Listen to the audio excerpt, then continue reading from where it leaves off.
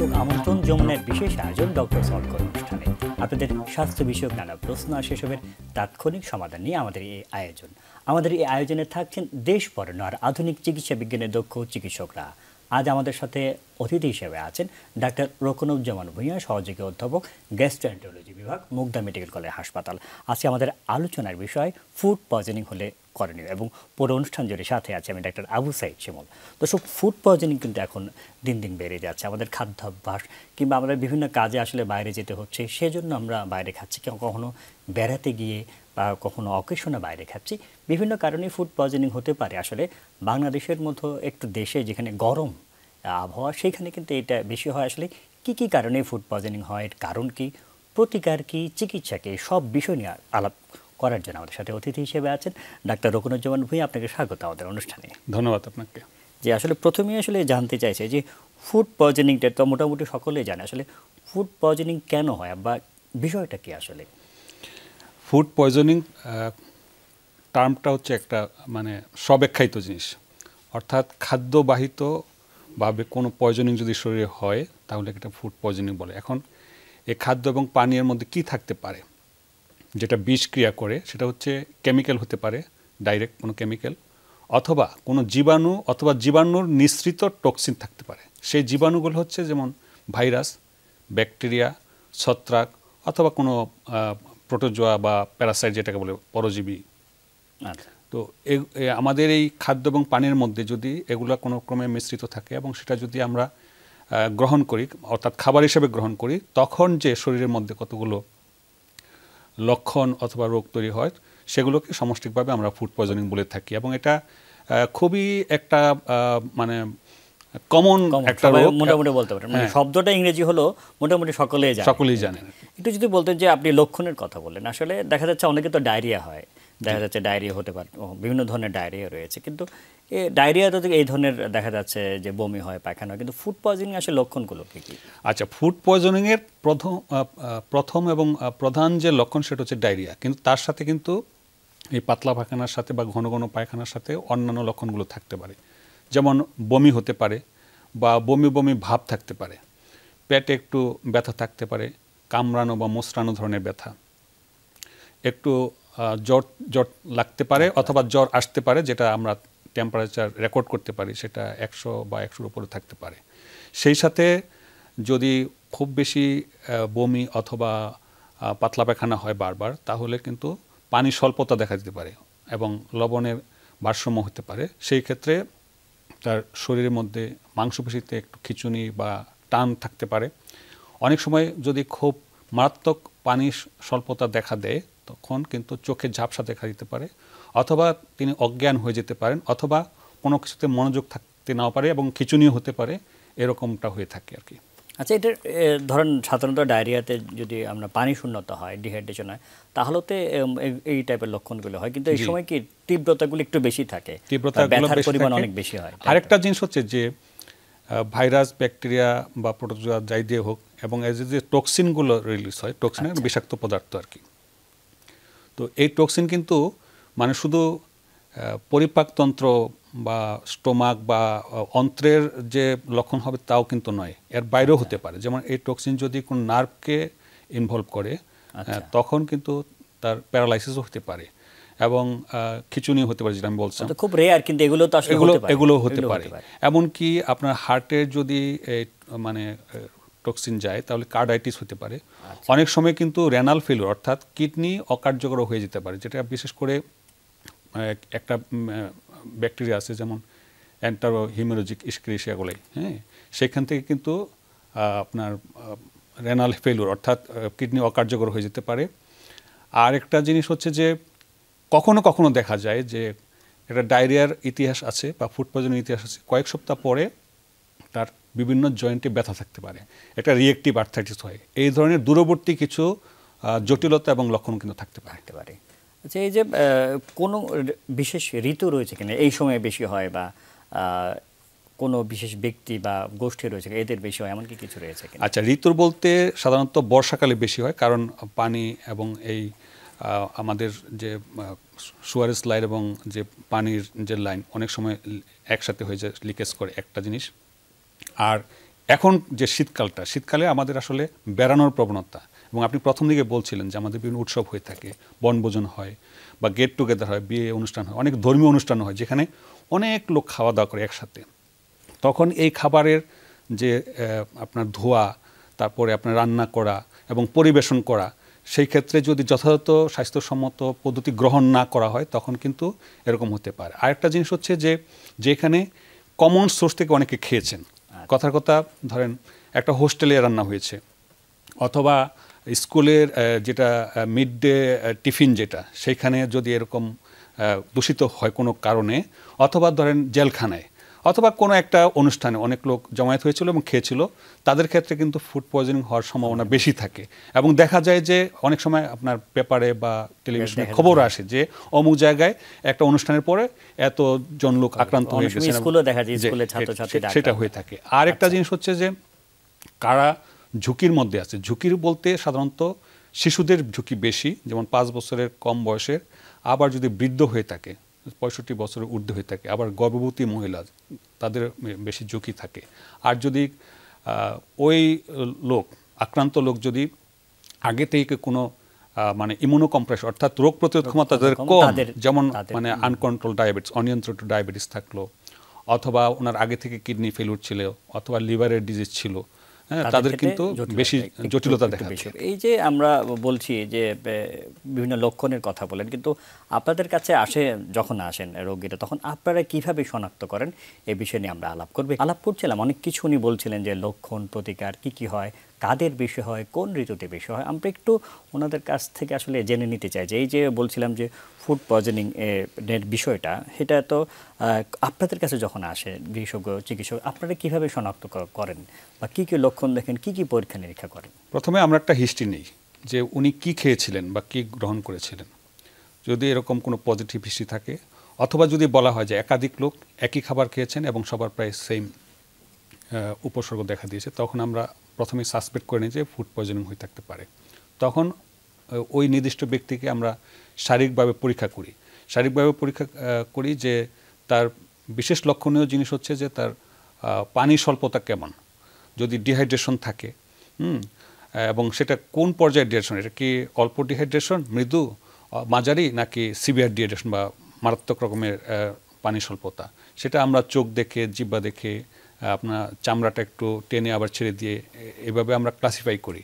এবং ওনার পানি খাওয়ার আগ্রহ কেমন, অথবা পানি খেতে পারছেন না, অথবা অজ্ঞান হয়ে যাচ্ছেন কিনা, চেতনার লোপ পাচ্ছেন কিনা, সেভাবে আমরা ক্লাসিফাই করি ডিহাইড্রেশনের পর্যায়টা।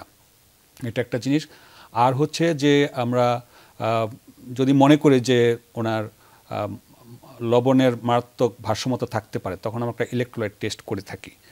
আর আমরা হিস্ট্রি নিয়ে যে ইউরিন কেমন পাস করেছে, প্রস্রাব কেমন পাস করেছে। যদি দেখা যায় প্রস্রাব 6 ঘন্টার বেশি পাস করছে না, অথবা প্রস্রাবের রং খুবই গাঢ় এবং অল্প হচ্ছে, তখন আমরা ধরে নিই যে কিডনিতে হয়তো ওনার ব্লাড সার্কুলেশনটা কমে গেছে। তখন আমরা মানে কিডনির ফাংশন টেস্ট করি, যেমন ধরেন ক্রিয়েটিন করতে পারি, ব্লাড ইউরিয়া করতে পারি। এটা একটা জিনিস।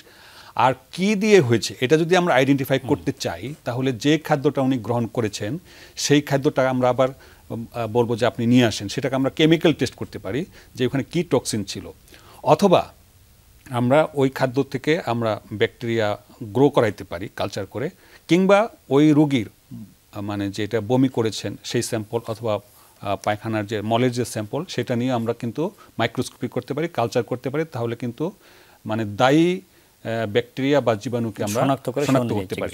সেই অনুযায়ী কিন্তু তখন মানে লক্ষণ ভিত্তিক চিকিৎসার পরে যদি অ্যান্টিবায়োটিকের প্রশ্ন আসে, তাহলে সেটা অ্যান্টিবায়োটিক আমরা দেওয়াটা সহজ হয়ে যায় আর কি। আচ্ছা, এই যে ধরেন আরেকটা জিনিস আমি এই প্রসঙ্গে বলি যে আমরা অনেক সময় একটা খাবার গ্রহণ করেছেন আর ওনার লক্ষণ দেখা যাচ্ছে, এই যে একটা ডিউরেশন, মানে কতটুকু সময়ের মধ্যে ঘটেছে ঘটনাটা, সেই থেকে কিন্তু আমরা আজ করতে পারি। কিন্তু যদি মনে করেন 1 ঘন্টার মধ্যে, খাবার খাওয়ার 1 ঘন্টার মধ্যে ওনার বমি পায়খানা শুরু হয়েছে, তখন আমরা ধরে নিই যে ওখানে কিন্তু ড্রাগ ছিল, অথবা কোনো ডাইরেক্ট রাসায়নিক পদার্থ ছিল।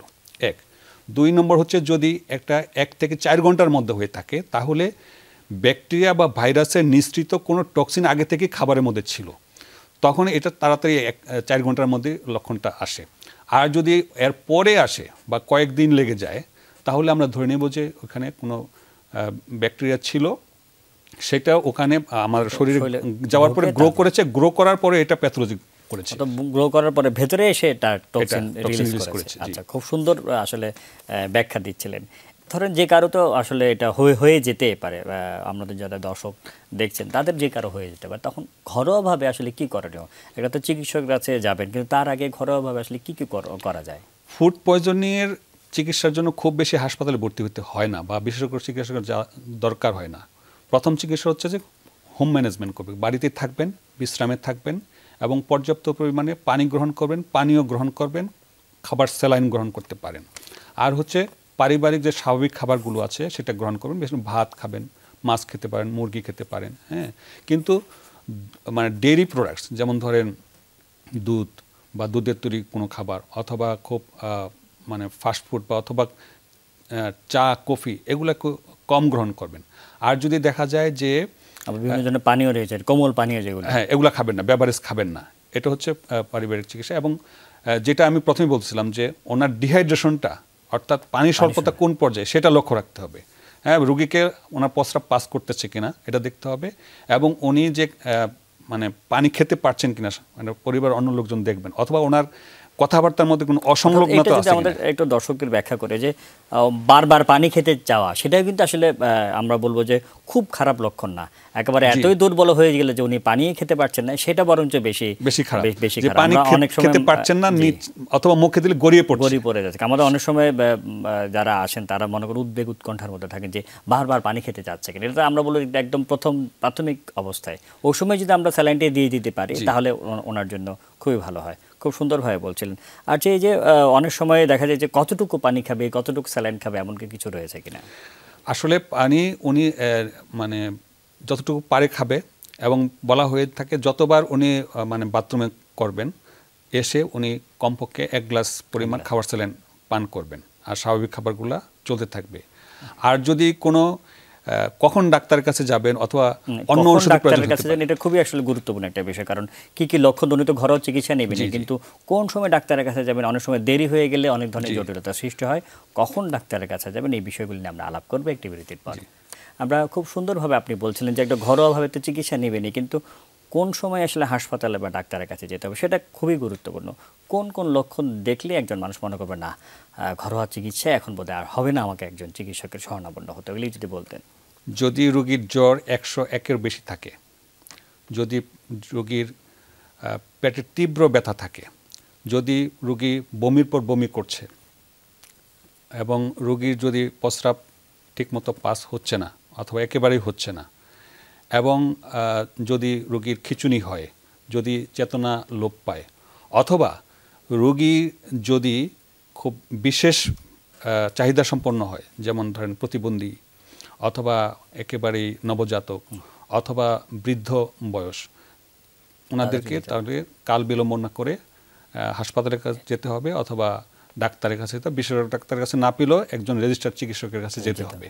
তখন ডাক্তার অ্যাসেস করবেন যে ওনাকে শিরাপথে হয়তো স্যালাইন দেওয়া লাগতে পারে, এবং সেখানে কিছু লক্ষণভিত্তিক চিকিৎসা দেওয়া লাগতে, বমির ওষুধ, এবং অনেক সময় যে আপনার ধরেন অ্যান্টিবায়োটিক, সেটা অ্যান্টিবায়োটিক চুজ করবেন ডাক্তার। রোগী অথবা রোগীর স্বজন কিন্তু মানে প্রথম দিকে কোনো অ্যান্টিবায়োটিক দিবেন না, এটা হচ্ছে আমার পরামর্শ। হ্যাঁ, শুধু অনুমান ভিত্তিক দেখা যাচ্ছে রেজিস্ট্যান্স গ্রো করা অনেক সময়।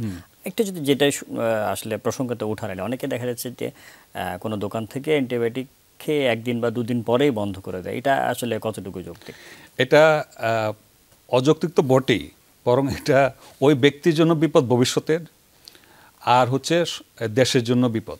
কারণ উনি রেজিস্ট্যান্স গ্রো করবেন, এবং ওই রেজিস্ট্যান্স ব্যাকটেরিয়া বা জীবাণু যদি অন্য লোককে আক্রমণ করে, তখন কিন্তু ওই অ্যান্টিবায়োটিকে কাজ করবে না। তখন দেখা যাবে যে হায়ার অ্যান্টিবায়োটিক দরকার, এবং এই অ্যান্টিবায়োটিক ইউজ করতে করতে দেখা যাবে যে একসময় আমাদের হাতে আর অ্যান্টিবায়োটিক নাই। সাধারণ রোগের ক্ষেত্রে অ্যান্টিবায়োটিক ব্যবহার করে যখন প্রয়োজন হবে, খুব অতি গুরুত্বপূর্ণ সময় চলে আসবে, সিরিয়াস রোগ, তখন কিন্তু অ্যান্টিবায়োটিকের কাজ করবে না। সুতরাং অ্যান্টিবায়োটিক ব্যাপারটা একেবারেই ডাক্তারের হাতে থাকতে হবে, এবং সেটা চুজ করে দিতে হবে কোনটা প্রয়োজন হলে কালচার করে নেবেন অথবা মাইক্রোস্কোপি করে নেবেন। আচ্ছা, এই যে অনেকেই যেটা বলেন যে স্যালাইন তো হলো, বাজারে তো বিভিন্ন ধরনের স্যালাইন পাওয়া যায় আসলে, বিভিন্ন ধরনের ড্রিঙ্কসও পাওয়া যাচ্ছে, ইলেকট্রোলাইট ড্রিঙ্কসও পাওয়া যাচ্ছে। এটা নিয়ে অনেকের মধ্যে থেকে যে বিভ্রান্তি থাকে যে কোন ধরনের স্যালাইন খাবো, কোন ইলেকট্রোলাইট ড্রিঙ্কগুলো এখন যে পাওয়া যায় সেগুলি খাবো কিনা, এই ধরনের। মোদ্দা কথা হচ্ছে যে খাবার স্যালাইন যেটা প্যাকেটজাত স্যালাইন, মানে যেটা ওষুধ কোম্পানি ফার্মাসিউটিক্যালস বাজারজাত করেছেন, সেগুলা যে কোনো একটা গ্রহণ করতে পারেন। এবং সেখানে যদি শিশুরা অনেক সময় এই স্যালাইন খেতে চায় না, তখন ফ্লেভার্ড কিছু খাবার স্যালাইন সেটা খেতে পারেন। অথবা ধরেন আমাদের দেশে ICD-10 অথবা অন্য কোনো প্রতিষ্ঠানে যে রাইস বেসড ওআরএস যেটা আছে সেটা খেতে পারেন। আর খুব চটকদার কথা যেটা ইলেকট্রোলাইট ড্রিঙ্কস বা এরকম একটা খুব বেশি আমরা সাজেস্ট করি না, বরং একেবারে দরকার হলে হোমমেড খাবার স্যালাইন তৈরি করতে, যেটা আমরা আগেই অনেক আগে থেকে আমরা জানি যে আমাদের দেশে প্রচলিত 1 চিমটি লবণ বা 1 মুঠো গুড় দিয়ে আধা লিটার পানিতে গুলে খেতে পারেন। তবে খাবার স্যালাইনের এই ক্ষেত্রে কিছু আমাদের ভ্রান্ত ধারণা আছে, কিন্তু আমরা খাবার স্যালাইনের অর্ধেক প্যাকেট ডালি 1 গ্লাস পানিতে নিয়ে খাই, এবং এটা রেশিও ঠিক থাকে না, অনুপাত ঠিক থাকে না। পুরো 1 প্যাকেট আধা লিটার পানিতে দিতে হবে, এবং একটা প্যাকেট বানানোর পরে 6 থেকে 12 ঘন্টার পরে এটা আর খাওয়া উচিত নয়, এটা মানে ডিসকার্ড করা উচিত। আচ্ছা, অর্থাৎ কেউ মনে করলো যে আমি একবারে তো পুরোটা খেতে পারবো না, খেতেও খুব একটা স্বাদের না, তাহলে আমি একটু অল্প বানিয়ে খেয়ে রেখে দিই, পরে আবার যখন সময় হবে তখন খাবো, সেটা করা যাবে না, একবারে গুলাতে হবে এবং প্রয়োজন নিয়ে আস্তে আস্তে খান। সেটাই। আচ্ছা, প্রায় 10 থেকে 12 ঘন্টা পর্যন্ত এটা থাকে। এটাই আমরা একটু প্রতিরোধের দিকে যাই, বা কিভাবে আসলে এটা প্রিভেনশন করা যায়, কি কি নিয়ম আসলে আমাদের মানতে হবে, আর কি কি করণীয় এটা ফুড পয়জনিং না হওয়ার জন্য? আচ্ছা, কিছু ক্ষেত্রে হয়ে থাকে, যেমন বিশেষ করে কাঁচা জিনিস খাওয়া, যেটা সালাদ হিসাবে আমরা খাই, অবশ্যই ধুয়ে খেতে হবে। যদি কাঁচা সালাদে সাধারণত স্টেফিলোককাসের টক্সিন থাকে, খুব বেশি হয়তো সময় পাবো না, একটু যদি সংক্ষেপে বলেন। আবার ধরেন আমরা যে কুকিং করি, যারা প্রণালীর সাথে জড়িত, তাদেরকে অবশ্যই ভালোভাবে হাত ধুতে হবে, এবং সিক পার্সনকে কখনো খাবার তৈরি করা এবং খাবার পরিবেশন করাতে দায়িত্ব থেকে বিরত রাখতে হবে। আরেকটা হচ্ছে যে খাবার খুব ভালোভাবে বয়েল করতে হবে, বিশেষ করে ডেইরি প্রোডাক্ট, মানে দুধ অথবা আপনার ডিম, এগুলো ভালোভাবে সিদ্ধ করে খেতে হবে। এবং মিট প্রোডাক্টের ক্ষেত্রে একই কথা। আর আমরা যে ফ্রিজে রাখি, সাধারণত খাবার তৈরি করার পরে যে খাবার 2 ঘন্টার বেশি বাইরে রাখা ঠিক না, রাখলে অবশ্যই ঢেকে রাখতে হবে, এবং 2 ঘন্টার বেশি যদি থাকে তাহলে সেটা অবশ্যই ফ্রিজে রাখতে হবে, ফ্রিজের তাপমাত্রাটাও সঠিকভাবে থাকতে হবে। এবং এখানে আমাদের কিছু ভ্রান্ত অভ্যাস আছে, যেমন ধরেন ফ্রিজের একই প্রকোষ্ঠের মধ্যে দেখা যাচ্ছে যে মাছ কাঁচা জিনিসও রাখতেছে, আবার খাবারের জিনিসও রাখতেছে। এটা করা ঠিক না, আলাদা আলাদাভাবে রাখতে হবে, এবং অবশ্যই ঢেকে রাখতে হবে। হ্যাঁ, এবং সেটা ফ্রিজ থেকে যখন বের করবেন তখন অবশ্যই আবার এটা পরিপূর্ণ তাপে এটাকে মানে গরম করে তারপরে খেতে হবে। আর হচ্ছে যিনি খাবেন অবশ্যই খাবার আগে হাত ধুবেন, আর খাওয়ার পরে হাত ধুবেন, এবং পয় নিষ্কাশনটাও আমাদের হতে হবে মানে স্বাস্থ্যসম্মত, যাতে আমাদের হাত দিতে হবে। খুব সুন্দরভাবে বলা হচ্ছে, পরিষ্কার পরিচ্ছন্ন থাকা, বিশুদ্ধ খাবার খাওয়া, বিশুদ্ধ পানি গ্রহণ করা, এইগুলো, এবং নিজের পরিষ্কার পরিচ্ছন্নতা লাগবে, সাথে সাথে যে খাবারগুলো আমরা গ্রহণ করব সেগুলো পরিষ্কার থাকতে হবে। ডাক্তার রুকনুজ্জামান ভূঁইয়া, এতক্ষণ আমাদের সাথে থাকার জন্য আপনাকে অসংখ্য ধন্যবাদ। আপনাকে ধন্যবাদ। তো আসলে যেমনটি বলছিলেন যে ফুড পয়জনিং খুব সাধারণ একটি রোগ, কিন্তু এতেই কিন্তু দেখা যাচ্ছে মানুষ মারা পর্যন্ত যেতে পারে, অনেক জটিলতা হয়। এর বিষয়গুলো কিন্তু আমরা সকলেই জানি, আমরা জানি যে কি কি নিয়ম মেনে চললে ফুড পয়জনিং হবে না, কি কি খাবার খেলে বা কি কি বিষয়গুলো আমাদের মানতে হবে, কিন্তু কখনো কখনো দেখা যাচ্ছে ভুলভ্রান্তি হয়ে যায়, আমরা হয়তো জেনেও মানি না। কিন্তু আমাদেরকে আরেকটু সচেতন হতে হবে, কিন্তু এ থেকে যেহেতু মারাত্মক জটিলতা হয়ে যাচ্ছে যে এই রোগে, এটা সাধারণ কিছু নিয়ম, এই নিয়মগুলো আমরা নিজেদের যদি অভ্যাসের মধ্যে নিয়ে আসে, দেখা যাবে যে ফুড পয়জনিং হবে না। আমরা নিজেরা নিয়ম মানি এবং পরিবারকেও নিয়ম মানতে উৎসাহিত করি। এই কারণে আজকের মধ্যে বিদায় নিচ্ছি। আল্লাহ হাফেজ।